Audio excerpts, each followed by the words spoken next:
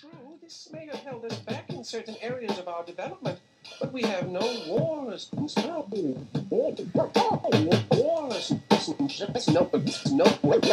crime.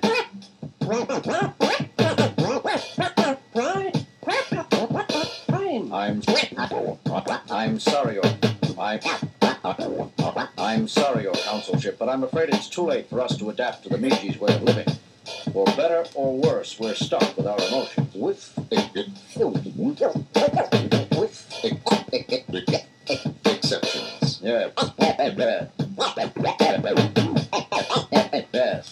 Now, if you'll just tell us what to use to get rid of Miji. I'm sorry, Captain Kirk, but we discovered long ago that Mijis are immune to every known type of spray, antibiotic, and poison. That's one reason we've learned to live with them. We've had to. But of course, we like it now. There are one or two poisons strong enough to kill Mijis. Unfortunately, they also kill the Miji's host. And when he dies, the Mijis migrate to a new person. Bones, you're sure we've nothing that will kill them? That's as Counselor Hausnick said, Jim. We've got samples of 235 different chemicals for use on parasitic pests. I have to report that there are 235 different chemicals which Mijis are immune to. There are certain things which will work. For example? Spraying them with hydrochloric acid. Spraying them.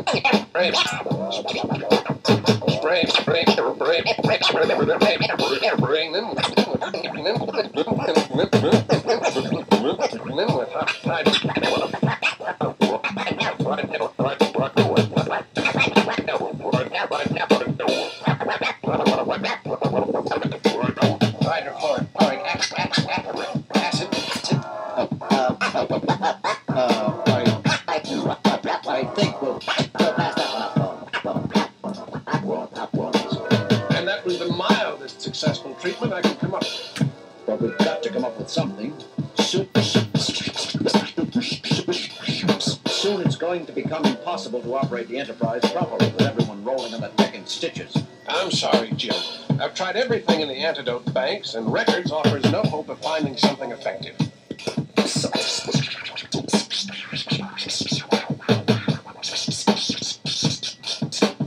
Sorrowful. Horrible I am. It's not your fault.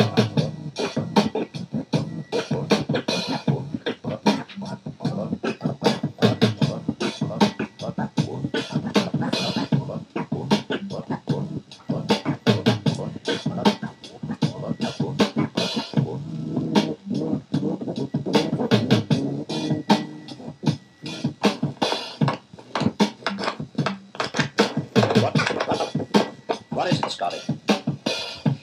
I hate it. I hate it. From a second ship is strapped in their bunks, shaking themselves apart with amusement. The ships aren't much better off. I gotta monitor the engine properly. The ship's general functions are going to pieces. Captain, I don't know what to do anymore. It's all so hopeless. I know, Scotty. How do you fight a microscopic joke? I don't know what to do. I'm at my wit's end. Take it easy, Scotty. Everything will be all right in the end. Possibly. If we assume it will not. What do you mean, Spock?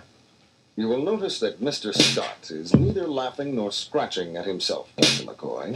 Don't try to cheer me up, Mr. Spock. It's good of you, but I tell you, I haven't been this depressed since... Here, Dr. McCoy, what are you doing? Just taking a little skin sample, Mr. Scott. Don't pay any attention to me. You were saying? It's just that I haven't seen such a sorry state of affairs in engineering since I entered the service. People laughing themselves sick over nothing. The mistakes they make of using simple gauges. It's enough to make a man cry. Excuse us a minute, Scotty. Jim, Spock, take a look at this. Don't stop, Scotty. We're still listening. Looks like the Mijis. But they've stopped moving. They're dead. But how? Why? Scotty? Yes, Captain. Have you exposed yourself to any strong radiation since the Counselor came on board? Why, no, sir. Nothing like that. Why do you ask? You haven't worked in an irradiated chamber or handled any radiant material? No, Captain. Only my usual duties. And they're definitely dead, Bones. I just don't understand how. Wait a minute, Jim. Counsel Hausnick, you confirmed that the Meeges were emotional parasites. You said they feed on happy thoughts and pleasant musings. That is correct, McCoy doctor, sir. But don't you see, Jim, that's it. Mr. Scott's been so depressed and saddened from the beginning of the epidemic that his sadness overwhelmed his Meeges. He starved them to death from lack of laughter. Oh, I think you're right. You must be right. Captain, I didn't understand. That's okay, Scotty. Just keep on being miserable. Now hear this, all hands. This is the captain speaking. The plague of laughter which has infected the Enterprise is caused by a tiny bug called a Meege, brought up from the world below us. These invaders can be destroyed. They feed on laughter. Everyone is therefore directed to think only sad, unhappy thoughts. This is an order.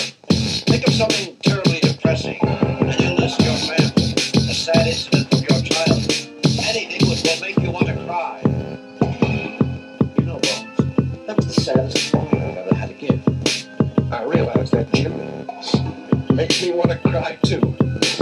You don't stop it. You'll only depress me further. I do not believe depressing